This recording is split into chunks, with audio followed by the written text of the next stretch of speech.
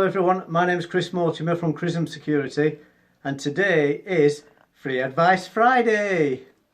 Right, first of all, thank you for your post and your comments from last week. Today, if you've got one of these, then you might think you can't have an alarm system in your home. Well, you can. First of all, there are pet tolerant detectors. Secondly, you can reprogram your intruder alarm system to work just with perimeter detectors, that's your doors and your windows. I come across so many people that say to me, we don't use our alarm system because we've got a pet, a cat or a dog. And it's a shame that, because they're making themselves vulnerable when actually they can have an alarm system working.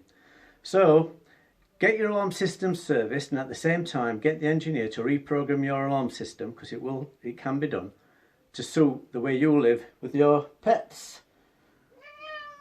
There you go. So stay in control, stay secure. That's Chris Mortimer, Crism Security, and I'll see you all next week.